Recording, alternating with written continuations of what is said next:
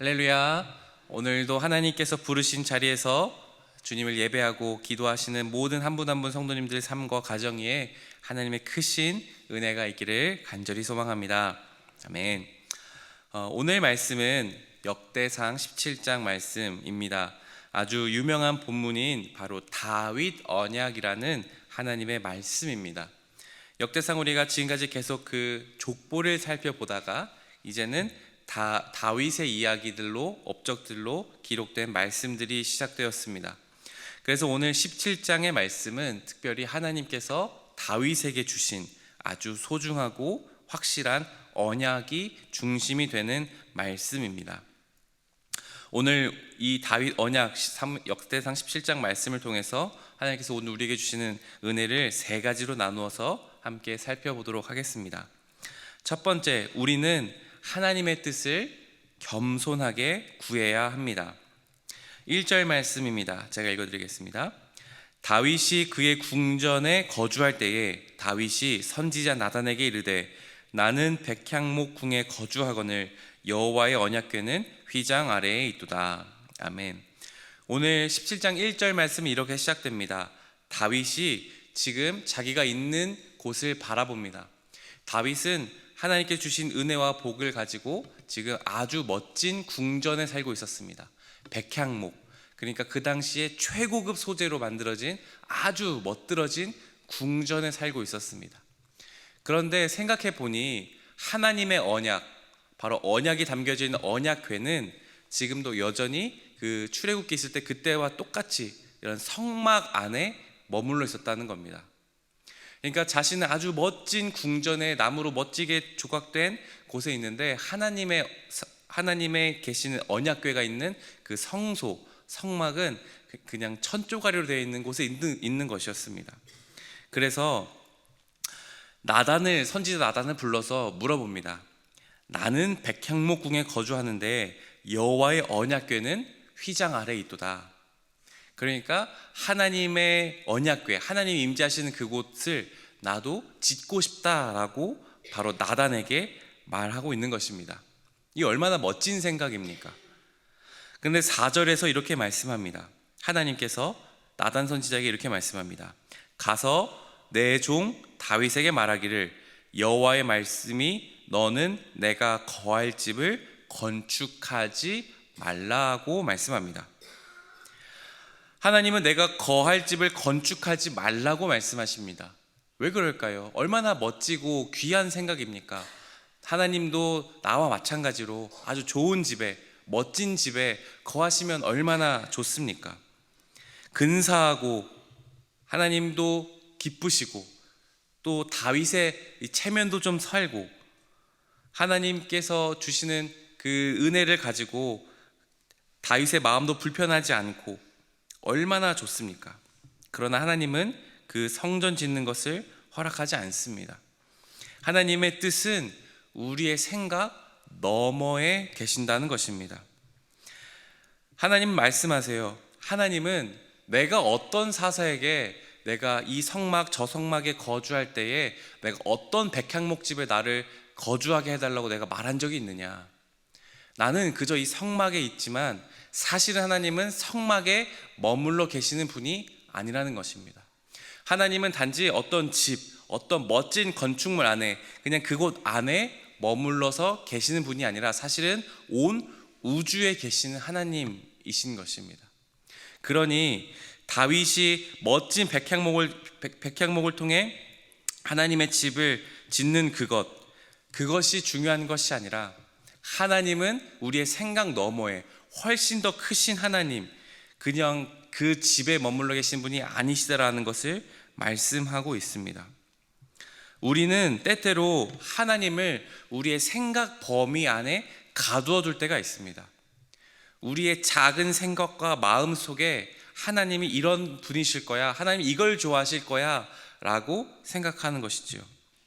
하지만 하나님은 우리의 생각과 우리가 가지는 경험을 아득히 넘어서 계시는 하나님이십니다.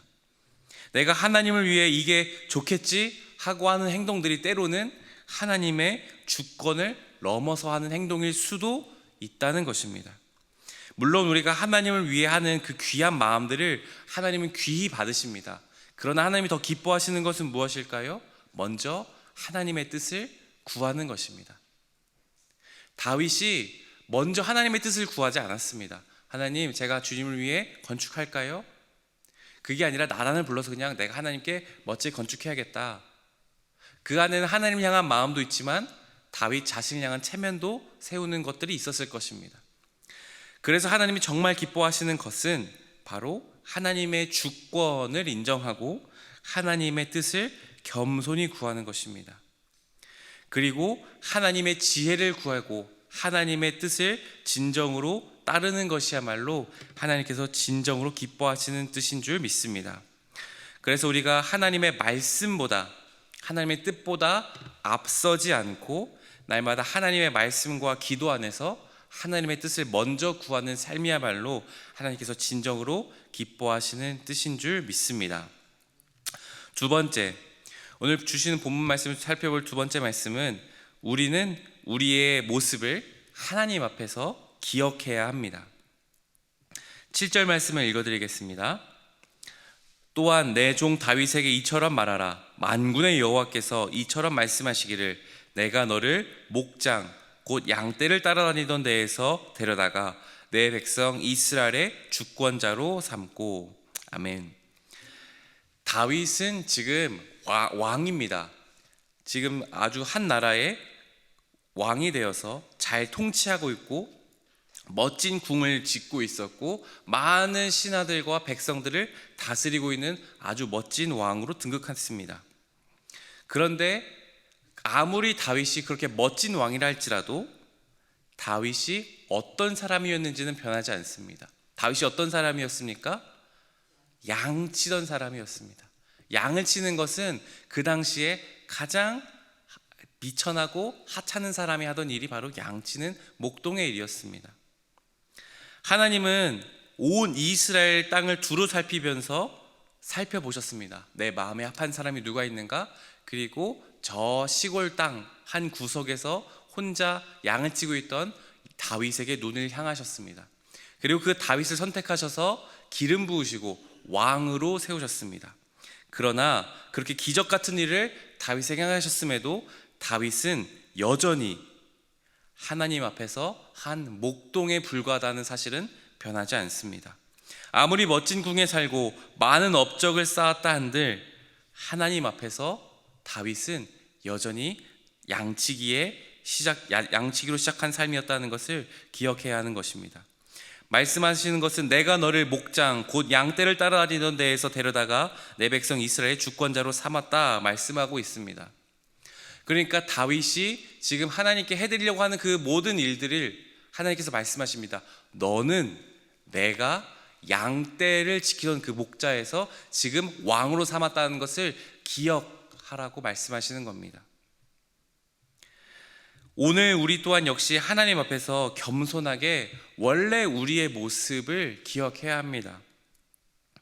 제가 목사로 여기서 설교하고 있지만 제가 목사 되기 이전에, 아니 지금도 마찬가지이지만 제가 살았던 삶에 얼마나 삶이 연약했던 삶이었는지, 죄인 되었던 삶이었는지, 보잘것없는 사람이었는지를 저는 날마다 늘 기억해야 합니다.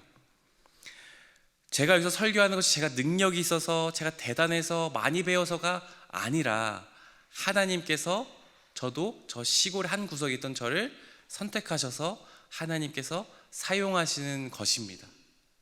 그러니 저는 하나님께서 주권자로서 하나님께서 저를 사용하실 수도 있고 사용하지 않으실 수 있다는 사실을 늘 기억해야 하는 것입니다. 그래야만 제가 어떤 위치에 있든 무엇을 하든 하나님 앞에 겸손할 수 있기 때문입니다. 주님은 오늘 우리에게 물으십니다. 너는 어떤 사람이었느냐? 너는 어떤 사람이었느냐? 너는 어디서 구원받은 사람이었느냐? 여기 계신 분들 또 함께 온라인을 하신 모든 분들이 신앙의 연수도 정말 많으시고 훌륭한 믿음의 봉사도 많이 하시고 많은 것들을 주님 앞에서 이루셨습니다. 그러나 우리는 늘 하나님 앞에서 내가 어떤 사람이었는지를 기억해야 합니다. 나에게 주신 복이 무엇인지, 여기까지 나를 주님께서 어떻게 인도하셨는지를 기억해야 하는 것입니다. 그래야만 우리는 교만해지지 않고 겸손하게 하나님의 뜻을 물을 수도 있고, 겸손하게 하나님의 원하시는 뜻과 기뻐하시는 것이 무엇인지를 알 수 있는 것입니다. 오늘 말씀을 통해 여기까지 나를 인도하셨고 사랑하시고 나를 여기까지 높여주신 하나님의 은혜를 감사드리며 나아갈 수 있는 한 분 한 분 귀한 성도님들 되시기를 간절히 축복합니다. 마지막 세 번째는 하나님은 영원한 언약을 세우시며 성취하시는 분이십니다. 오늘 10절부터 12절 말씀 봉독해 드리겠습니다. 전에 내가 사사에게 명령하여 내 백성 이스라엘을 다스리던 때와 같지 아니하게 하고 내 모든 대적으로 내게 복종하게 하리라. 또 내게 이르노니 여호와가 너를 위하여 한 왕조를 세울지라. 내 생명의 연한이 차서 내가 조상들에게로 돌아가면 내가 내 뒤에 내 씨 곧 내 아들 중 하나를 세우고 그 나라를 견고하게 하리니 그는 나를 위하여 집을 건축할 것이요 나는 그의 왕위를 영원히 견고하게 하리라. 아멘. 하나님은 다윗이 제가 성전을 지어드리겠습니다 하는 그 고백 앞에 오히려 하나님께서 내가 너를 위하여 집을 지어줄 것이라고 오히려 말씀하십니다. 그 집은 바로 다윗이 아니라 다윗의 후손으로 태어날 한 씨에게서 주는 하나님의 약속이라고 말씀하시는 것입니다. 하나님은 다윗 너를 통해 한 왕조를 세울 것인데 영원한 왕위가 영원할 것이라고 약속해 주시는 것입니다. 이 후손이 누구입니까? 물론 솔로몬 그리고 그 왕들도 있지만 한 씨 바로 누구이십니까?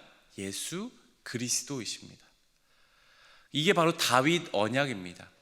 다윗을 통해 내가 너에게서 태어난 한 씨를 통해 영원한 왕위가 세워질 것이다. 바로 그것은 견고할 것이다. 영원히 견고한 나라가 될 것이다 말씀하십니다. 바로 예수님을 통해 이루어질 영원한 하나님 나라를 이미 다윗에게 주시는 언약을 통해 말씀하고 있는 것입니다. 바로 그 언약이 실제로 예수님을 통해서 이루어졌지요. 예수님이 이 땅에 오심으로 예수님께서 이 땅에 삶을 살아내시고 죽으시고 부활하심으로 하나님 나라가 또한 새롭게 시작되었던 것입니다.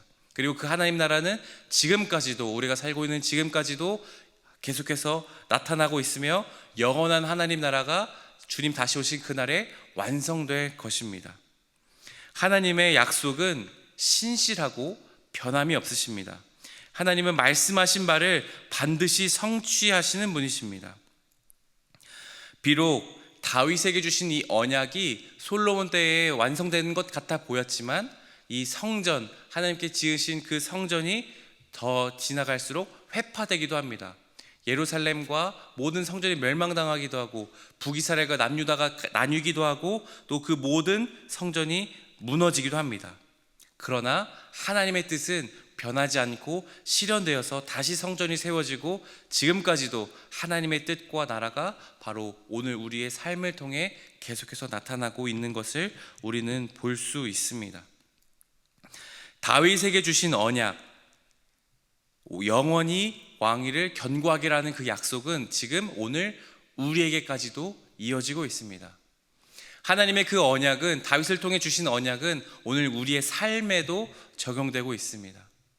바로 나를 통해 예수 그리스도에게 통해 나타나는 그 하나님 나라의 놀라우신 언약 약속들이, 하나님의 놀라우신 기적들이 바로 나의 삶을 통해 나타나고 있다는 것입니다.